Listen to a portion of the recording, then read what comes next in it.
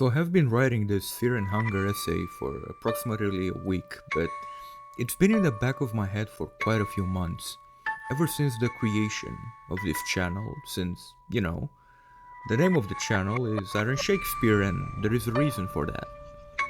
While the essay provides valuable information about either how the game's mechanics offer insight into Freudian and Lacanian analysis, philosophy, trauma, and identity studies, I cannot be happy with it.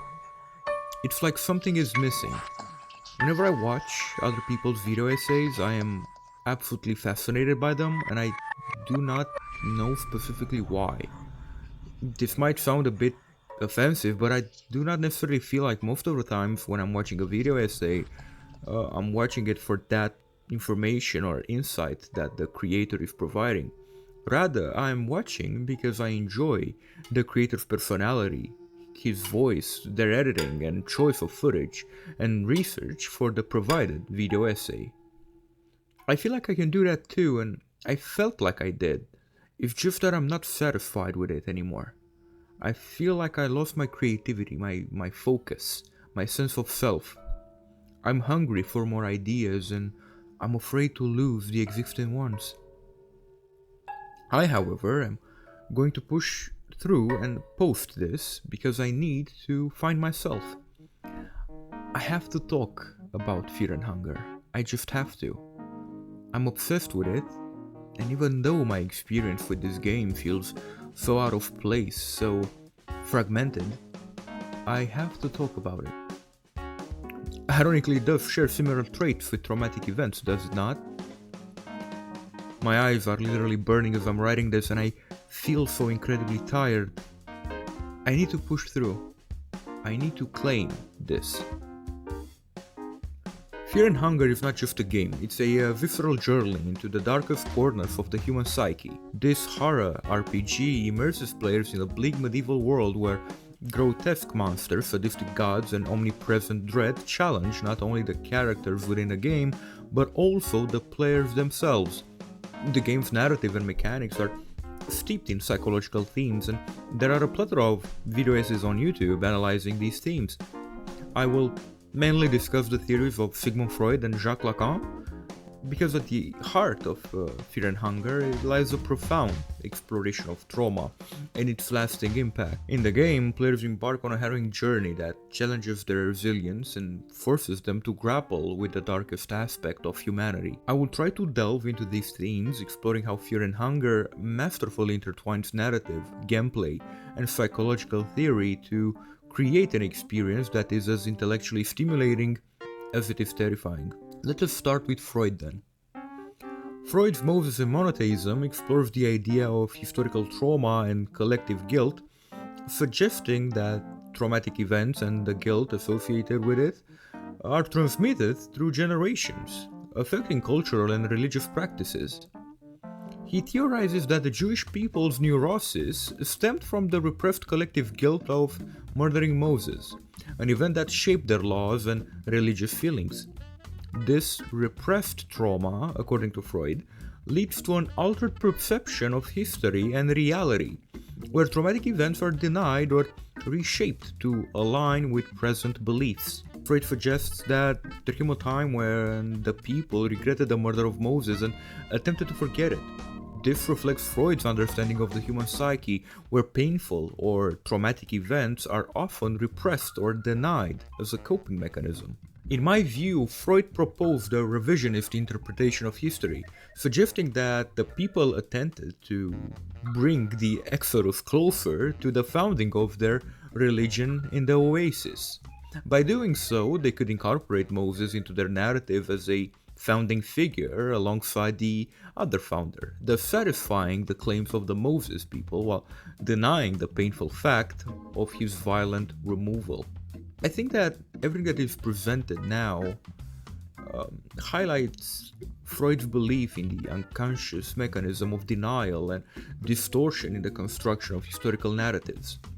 Rather than confronting the uncomfortable truth of Moses' violent death, the people revise history to suit their psychological needs, reshaping the past to align with their present beliefs and values. Freud acknowledges the possibility that his research might lead to a conclusion that characterizes religion as akin to a neurosis, a psychological disorder. This suggests his willingness to explore religion from a psychoanalytic perspective, examining its origins, functions, and manifestations in human behavior. By likening religion, a neurotic obsession in individual patients, Freud suggests that both involve irrational beliefs, rituals, and behaviors that serves as mechanism of coping with anxiety and existential uncertainty. This comparison underscores Freud's view of religion as a psychological phenomenon with deep roots in the human psyche. Freud anticipates that his conclusions may provoke strong resistance, particularly from those in position of power and authority, who uphold religious institutions and beliefs. He acknowledges the potentially disruptive implication of his ideas for established social and cultural norms, indicating his awareness of the contentious nature of his work. The reference to the greatest resentment of the powers that be highlights the broader and political context in which Freud's research operates. It suggests that challenging the traditional understanding of religion could provoke backlash from religious authorities and other influential figures who benefit from maintaining the status quo. In Fear and Hunger, the ancient city of Mahab serves as a powerful symbol of historical trauma and repressed collective guilt. The city, once a thriving hub of divine power and human ambition, is now a decayed and haunted place, filled with remnants of past atrocities and divine wrath. A mirroring effect to the Kingdom of Randan, which is presented in the game in a very bleak and dark tones and atmosphere. All of this mirrors Freud's concept of historical trauma, where past horrors continue to influence the present. The repressed collective trauma of Mahab can be seen in the way its history shapes the game's world and its inhabitants. The gods, once revered, have left behind a legacy of fear and suffering. This is particularly evident in the new gods, who, like Moses, were humans transformed into deities. If I'm to think about another very important character, I think the little girl, which subsequently turns into the god of fear and hunger and ushers in the cruel age, symbolizes the resurfacing of repressed traumas and the impact of these events on the collective psyche of the game's world. Freud suggests that the child's repetitive play is driven by the desire to master or control the traumatic experience. Similarly, individuals with traumatic memories may exhibit repetitive behaviors or reenactments as a way of attempting to gain mastery over the overwhelming feelings associated with trauma. This concept, known as repetition compulsion, underscores the unconscious urge to repeat traumatic experiences in an effort to cope with or resolve them. The pattern of disappearance and return observed in the child's play mirrors the dynamics of traumatic memories. Traumatic events often they disappear from conscious awareness only to resurface unexpectedly in the form of intrusive thoughts, flashbacks, or nightmares. The act of retrieval or return in the child's play reflects the unconscious attempt to bring the traumatic experience back into conscious awareness and grapple with its impact. Freud notes that while the first act of throwing the toys away may be observed by onlookers, it is the second act of retrieval that brings greater pleasure to the child. This observation highlights the paradoxical nature of traumatic memories, wherein the repetition of painful experiences can paradoxically provide a sense of familiarity or even relief. This complex interplay between pleasure and unpleasure underscores the ambivalence inherent in the processing of traumatic memories. In Fear and Hunger, players experience repetition compulsion through the game's mechanics and narrative structure. Players often face the same traumatic scenarios repeatedly, such as brutal deaths and moral dilemmas. This repetition forces players to confront these traumatic events over and over again, reflecting Freud's idea of the return of the repressed. The game challenges players to navigate these traumas, symbolizing the human attempt to gain mastery over their fears and anxieties. To put it in simpler terms, the player will 100% retry the game and replay the specific traumatic scene, but will find a way to dodge it. What is interesting is the discrepancy between the character and the player behind the screen. If played really well, the character might witness traumatic events, but not be a direct victim to them. where if the player knew what their character can go through since he restarted the game multiple times. And since we're talking about fear and hunger, the player most definitely restarted the game multiple times. So, while the character might avoid certain traumatic experiences through careful gameplay, the player has the meta-awareness of these possible events from repeated playthroughs. This creates a layered experience where the player is both a witness to and the mitigator to trauma. The player's knowledge and repeated encounters with the game's traumatic content serve as a meta-narrative on the nature of trauma and the human desire to overcome it. In Lacan's topography of the psychosocial realm, the imaginary, the symbolic, and the real assume central places. To put it simply, the imaginary is constituted by identities and is the least mediated register of experience, which is why, in mediated terms, advertisers can appeal to our most basic desires. I should make the distinction between what is real and unreal in this specific scenario, because it is not called imaginary because it is pretend or unreal, but rather that is image-based.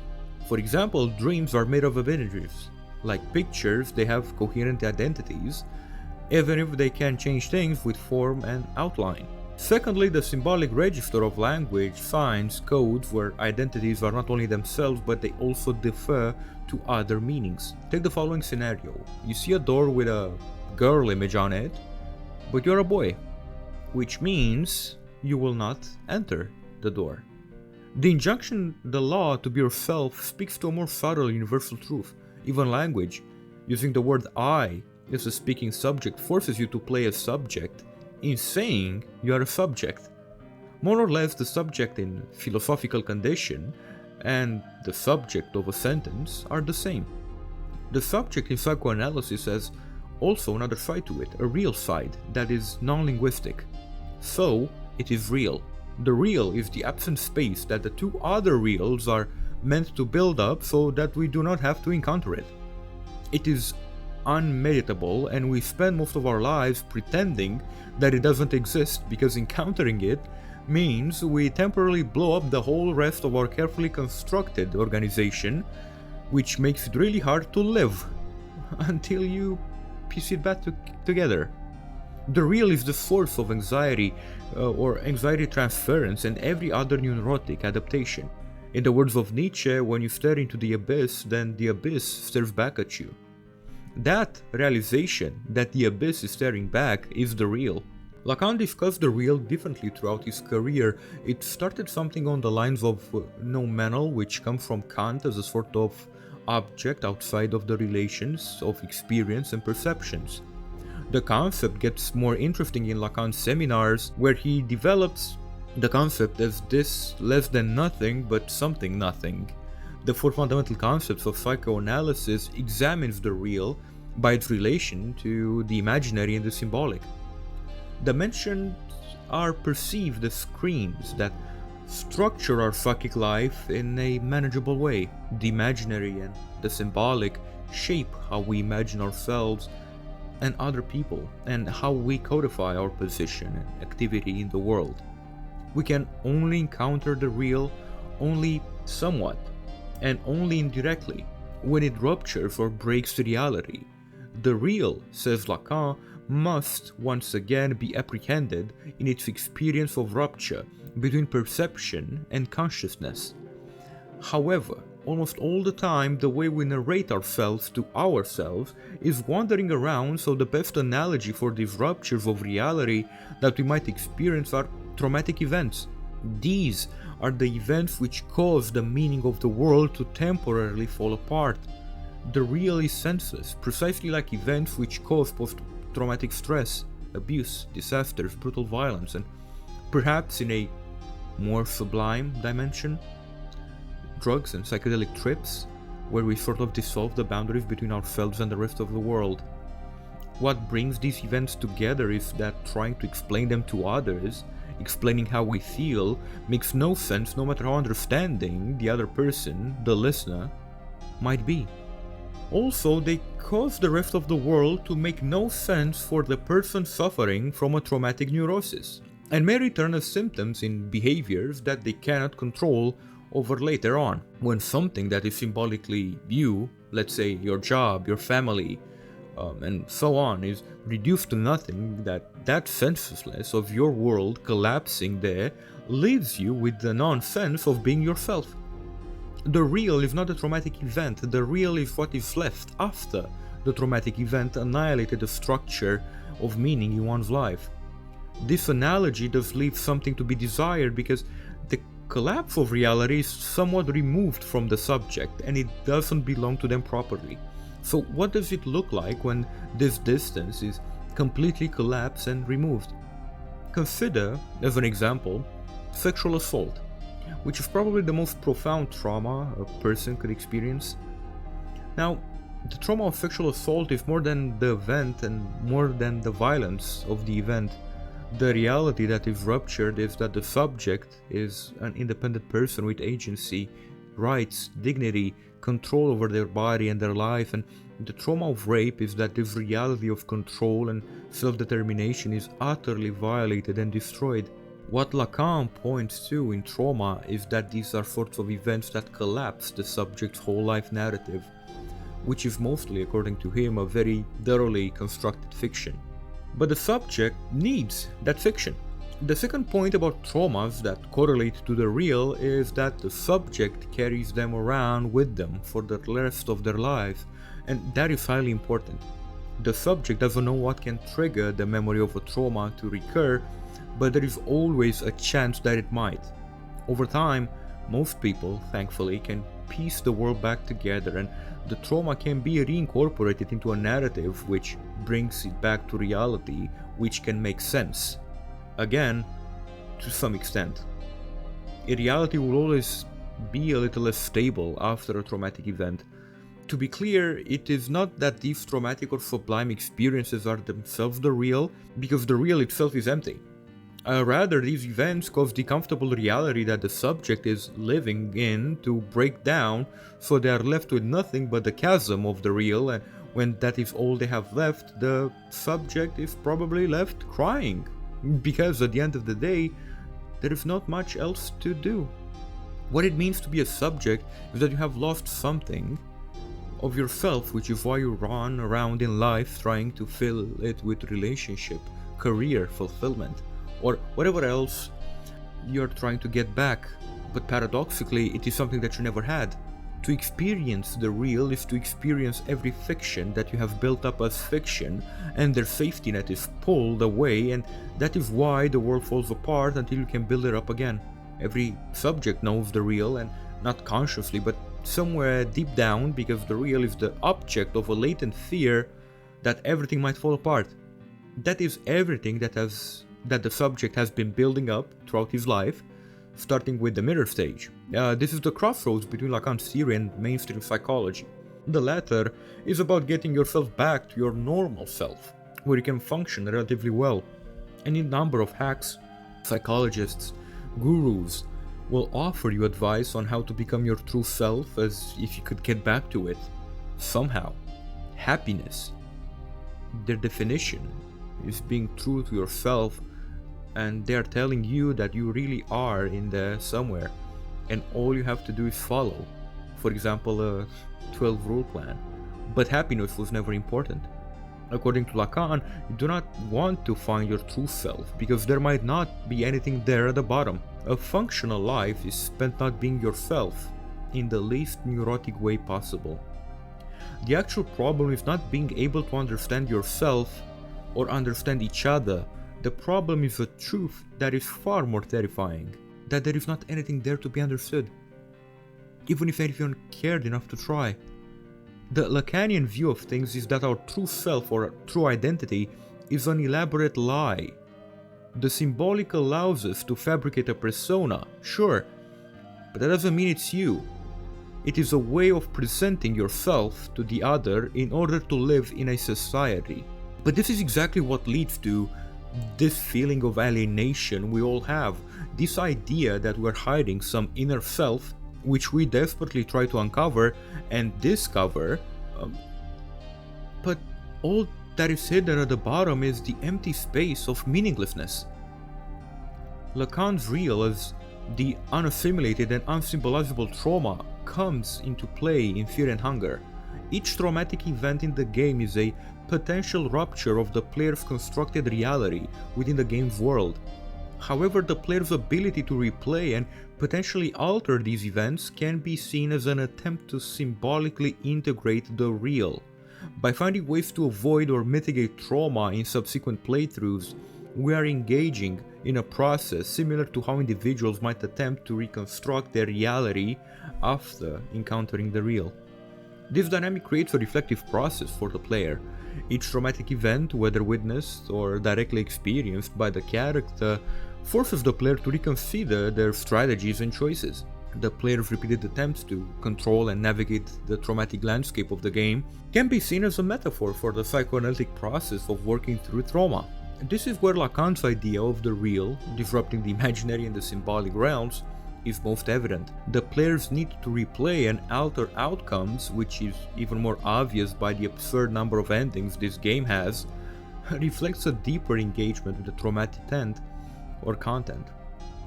Attempting to restore a semblance of order and meaning. Furthermore, the game's narrative, especially with the canonical ending where the little girl becomes the god of fear and hunger, can be viewed through both Freud and Lacan's lenses.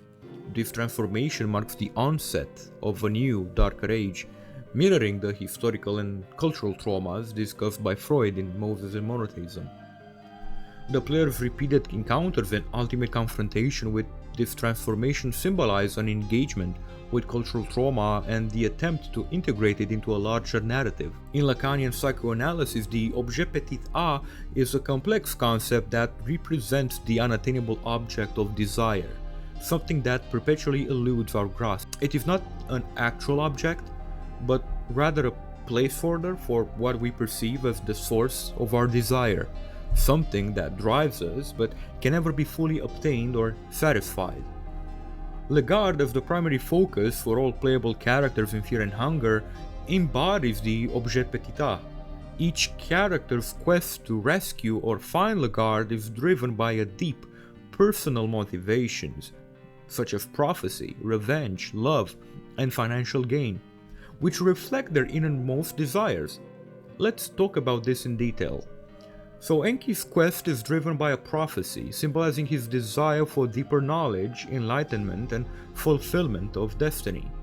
Lagarde in this context represents an enigmatic goal, promising validation and divine authority, reflecting the elusive nature of the objet petit. Ragnvaldr's motivation is revenge. Lagarde is the leader of the mercenary band which destroyed his village, and the key to fulfilling his need for justice and most specifically closure. This quest for vengeance positions Lagarde as the objet petit, embodying the resolution of Ragnvaldr's inner conflict and trauma. Darcy's mission is driven by love and loyalty.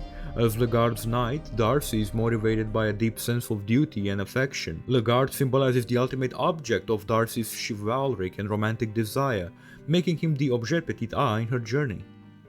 Kahara seeks riches to provide a better life for his pregnant partner. For him, Lagarde represents the opportunity for financial gain and the promise of a secure future.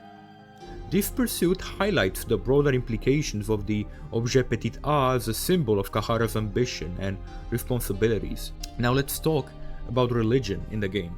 The worship of both old gods and new gods in Fear and Hunger reflects the changing paradigms of religious and cultural beliefs. These practices serve as coping mechanisms for existential dread and historical trauma.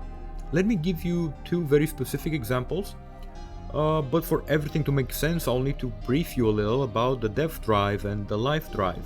Freud proposed that human behavior is driven by two fundamental instincts: Eros, the life instinct, and Thanatos, the death instinct.